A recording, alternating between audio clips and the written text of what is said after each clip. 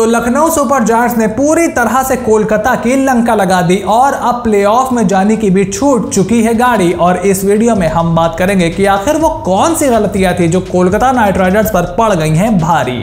What's going on everyone? I am Sufyan and welcome back to 5 Sports। और IPL 2022 में play of की race से अब एक और टीम यानी कि कोलकाता नाइट राइडर्स भी दूर होती हुई छिटकती हुई काफी पीछे चली गई है और अब यहां से उनके लिए प्ले ऑफ में जगह बनाना तकरीबन नामुमकिन है। हालांकि मैथमेटिकली और मेरिकली अभी भी पॉसिबल है, लेकिन हम और आप दोनों जानते हैं कि 14 पॉइंट्स पर इस सीजन में कोई भी टीम क्वालिफाई नहीं कर सकती, यानी कि KKR का सीजन अब डन एंड डस्टेड है। और इस वीडियो में हम डिटेल में बात करेंगे कि आखिर वो कौन सी 3 बड़ी गलतियां थी जिसकी वजह से कोलकाता नाइट राइडर्स की अच्छी शुरुआत होने के बाद IPL में इस तरीके की दुर्दशा हुई है और अब आगे जाते हुए कोलकाता नाइट राइडर्स को नेक्स्ट सीजन के लिए क्या तैयारी करनी चाहिए। और एंड में मैं आपको एक बड़ी खबर भी देने वाला हूं, so make sure you watch the video till the end. लेकिन सबसे पहले आपने अगर अभी तक चैनल को सब्सक्राइब नहीं किया है, make sure to click on the subscribe button, press the bell notification, become part of the family. जिन लोगों ने भी सब्सक्राइब किया है, thank you so much for all your love and support. जिन्होंने नहीं किया वो फटाफट से कर लो।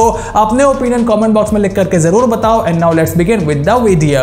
नंबर 1 फैक्टर जो कोलकाता नाइट राइडर्स की इस IPL में दुर्दशा की सबसे बड़ी वजह है, that is poor auction strategy. Mega auction जब हुआ था तब मैंने कोलकाता नाइट राइडर्स के ऊपर कई वीडियोस बनाए थे और हेवीली क्रिटिसाइज किया था मैंने उनकी ऑक्शन स्ट्रेटजी को। और अगर आप ट्विटर और इंस्टाग्राम पे अच्छे क्रिकेट इंडिपेंडेंट कंटेंट क्रिएटर्स को फॉलो करते हो तो सभी ने काफी ज्यादा क्रिटिसाइज किया था यहां पर कोलकाता नाइट राइडर्स की ऑक्शन स्ट्रेटजी को। और जैसे जैसे IPL बढ़ा है वैसे वैसे आपने देखा होगा कि यहां पर पूरी कमियां और खामियां KKR की खोल करके सामने आई हैं। लेकिन इसमें यहां पर पेच यह है कि आप उनके कप्तान को दोष नहीं दे सकते हो, क्योंकि टूर्नामेंट शुरू होने से पहले या मेगा ऑक्शन से पहले कोई कप्तान फाइनलाइज नहीं था उनका। श्रेयस अय्यर को उन्होंने मेगा ऑक्शन में खरीदा था, यानी कि ये जो पूरी टीम थी ये कोलकाता नाइट राइडर्स की मैनेजमेंट ने बनाई थी। और उनकी मैनेजमेंट में मुख्य लोग, प्रीमियर लोग कौन है? सबसे पहले है वेंकी मैसूर जो KKR के CEO हैं, और दूसरे हैं उनके हेड कोच ब्रेंडन मैकलम, जिनका पिछले साल शुभमन गिल से भी थोड़ा विवाद हुआ था। इस IPL में श्रेयस अय्यर की अगर आप प्रेजेंटेशंस पर नजर डालो, अगर आप उनके स्टेटमेंट्स पर नजर डालो तो वो भी ब्रेंडन मैकलम से कुछ ज्यादा खुश दिखाई नहीं देते हैं। और उसकी वजह यह थी, पहले आपने वेंकटेश अय्यर और वरुण चक्रवर्ती जैसे खिलाड़ियों को रिटेन किया, जब आपको मेगा ऑक्शन में युजवेंद्र चहल, राहुल चहर जैसे गेंदबाज, कुलदीप यादव जैसे गेंदबाज काफी सस्ते में मिल सकते थे। खास करके युजवेंद्र चहल, रविचंद्रन अश्विन 6 करोड़ 5 करोड़ में अगर आपको मिल सकते हैं, तो आप एक अनफिट खिलाड़ी जो कि कंधों में पिछले साल इंजेक्शन ले लेकर खेल रहे थे, उनको जब आपको यह पता था कि वानखेड़े, ब्रेबॉर्न, DY पाटिल, महाराष्ट्र की अच्छी बैटिंग विकेट्स पर IPL होना है, तब आपने उन्हें नहीं खरीदा।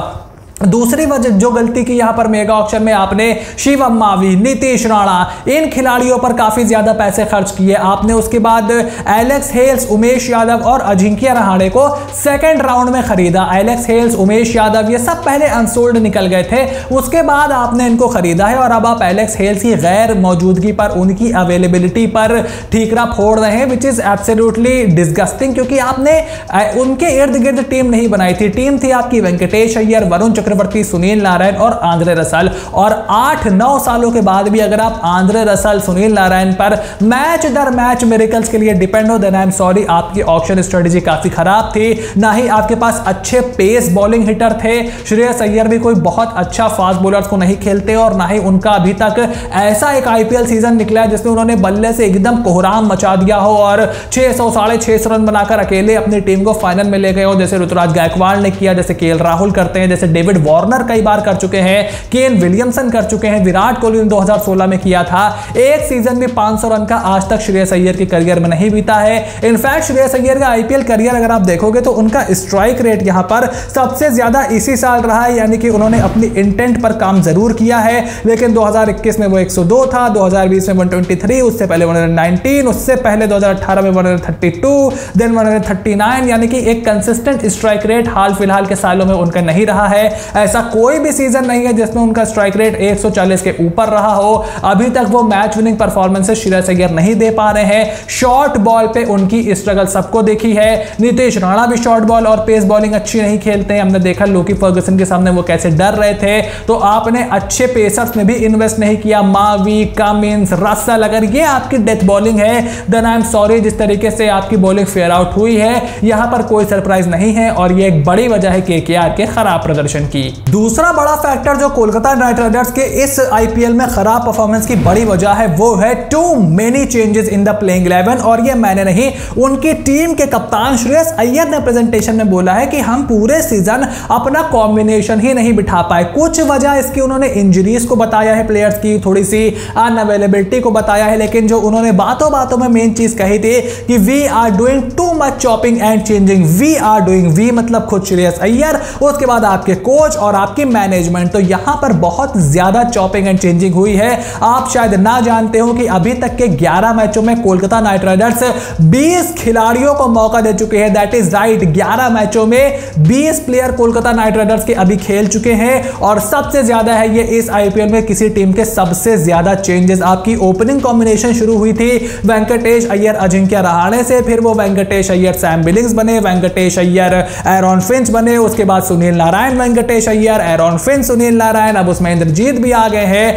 To much chopping and changing, very very big mess यहां पर फैलाया कोलकाता नाइट राइडर्स ने।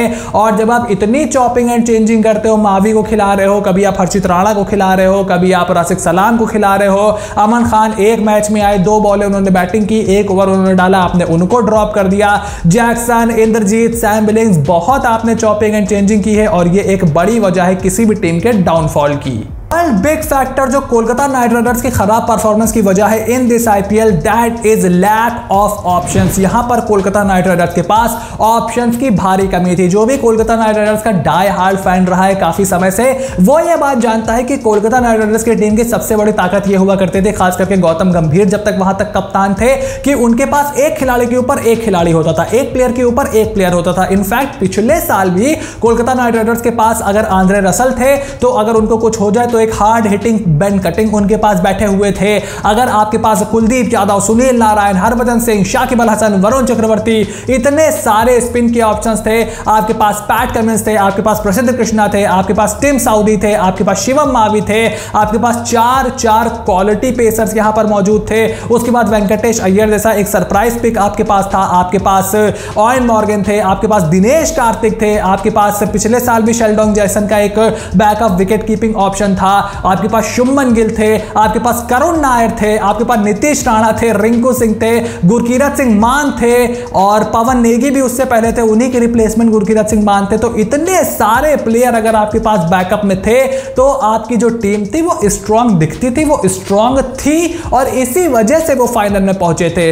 जो उनका फर्स्ट हाफ था वो अच्छा नहीं गया था और उसमें भी केकेआर जो मैच मुंबई वगैरह से हारे थे वो उनकी खुद की गलती थी। उनको तो शुरुआत से ही अच्छा खेलना चाहिए था। चेन्नई में जब आप खेल रहे थे तब आप सुनील नारायण को नहीं खिला रहे थे, वहां पर भी मैनेजमेंट की गलती थी कि आप सुनील नारायण को नहीं खिला रहे थे। और इस टीम में कोच का बहुत बड़ा रोल है क्योंकि ब्रेंडन मैकलम आपकी सीपीएल में ट्रिनिबैगो नाइट राइडर्स के साथ भी जुड़े हुए हैं और यहां पर भी वो इसी वजह से जुड़े हुए हैं। वो कंटिन्यूटी बनाने को देख रही है केकेआर फ्रेंचाइजी, लेकिन इस टूर्नामेंट में इस बार ना आपके पास रसल का बैकअप था, ना आपके पास उमेश यादव जो कि आपके एक्स फैक्टर की तरीके से बन गए थे और उनको आपने तुक्के में खरीदा था सेकेंड राउंड में जब वो आए थे। कोई वो आपकी प्रीमियम स्ट्रेटेजी नहीं थी कि हम उमेश यादव के पास जाएंगे और उनको लेकर के आएंगे और वो मुझे मैचेस जिताएंगे। वो तो आपने जगह भरने के लिए बेस प्राइस में रहाणे और एलेक्स हेल्स और ऐसे प्लेयरों को उठाया था आपके पास। तो अब तो निकोलस पूरन पर 10 करोड़ रुपए खर्चा करने वाले थे। डेथ बॉलर आपके पास नहीं थे, वहां पर भारी कमी थी आपके पास ऑप्शन ही नहीं था। आप कल मावी से आपने फेंकाया डेथ बॉलिंग, देखिए क्या हुआ। अच्छी बैटिंग विकेट्स पर आपका यही हश्र होने वाला था। आपके पास अगर आपके कप्तान को कुछ हो जाए तो नंबर 3 का कोई विकल्प नहीं है। आपके पास आंद्रे रसल का कोई हार्ड हिटिंग विकल्प बैट्समैन नहीं है। पैट कमिंस को आप जोड़ते हो उसमें, लेकिन आप तो उनको साथ खिलाने को देखने वाले थे। उसके बाद जो आपके यंग प्लेयर हैं उसमें भी आपके पास कोई ऐसा छप्पर फाड़ खिलाड़ी नहीं था जिसको हम लोग कहे कि यार इसको टीम में डालो, इसको टीम में डालो। ले दे के आपके पास एक रिंकू सिंह थे, उनको आपने दिया एंड ही परफॉर्म वेल क्योंकि उनका डोमेस्टिक सीजन भी अच्छा गया था। लेकिन उसके बाद आपके पास ऐसा कोई छप्पर फाड़ यंग खिलाड़ी नहीं था, कोई ऐसा रॉ टैलेंट नहीं था जिसकी बात काफी ज्यादा हो रही हो, जिसको देखने के लिए लोग काफी ज्यादा एक्साइटेड हो। बैकअप विकेट कीपर आपके पास थे शेल्डन जैक्सन, उससे पहले प्रीमियर विकेट कीपर आपके पास थे सैम बिलिंग्स, जो कि अभी तक आईपीएल बहुत ज्यादा नहीं खेले हैं। और उसके बाद जो आपके लैक ऑफ ऑप्शंस थे वो आपकी प्लेइंग 11 में भी बनकर आए। आपने स्टिक भी नहीं किया अपने खिलाड़ियों के साथ। अगर आपने वेंकटेश अय्यर और इन खिलाड़ियों को रिटेन किया है, कमिंस पर आपने दोबारा भरोसा जताया है, 3 पूरी बुरी परफॉर्मेंस जो उनकी हुई बॉलिंग से आपने उनको ड्रॉप कर दिया। वेंकटेश अय्यर को आपने पहले मिडिल ऑर्डर में भेज दिया 4 मैचों के बाद, फिर उनको अपने टीम से बाहर उठा करके फेंक दिया। अगर आप रिटेन करते हो तो आप अपने प्लेयरों को कॉन्फिडेंस दो, दोबारा खरीद रहे हो तो अपने प्लेयरों को कॉन्फिडेंस दो, और केकेआर की मैनेजमेंट ये करने में पूरी तरह से नाकाम रही।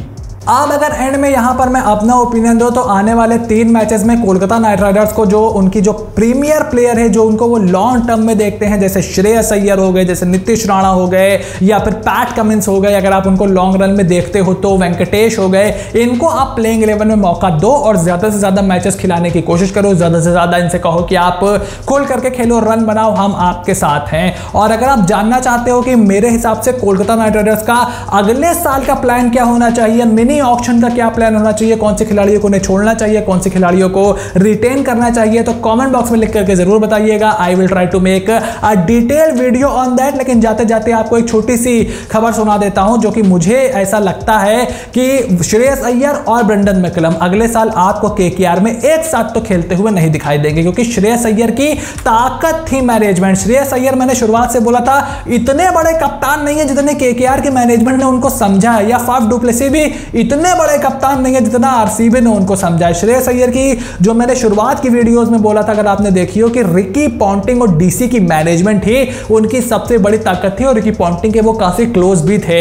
यहां पर किस तरीके से मैनेजमेंट उनको हैंडल करती है, उनको कितनी फ्रीडम देती है, यह चीज भी देखनी बहुत इंपॉर्टेंट थी। और मुझे लगता नहीं कि श्रेयस को वो यहां पर ज्यादा मिली हुई है। तो श्रेयस अय्यर और मैकलम दोनों में से एक का जाना तय है। अब क्या श्रेयस अय्यर केकेआर छोड़ते हैं या मैकलम को केकेआर हटाती है, यह देखना बहुत ही दिलचस्प होगा। खबर यह भी है कि ब्रेंडन मैकलम आगे जाते हुए इंग्लैंड के व्हाइट बॉल कोच भी बन सकते हैं, तो यानी कि वो टीकेआर और केकेआर दोनों को छोड़ देंगे।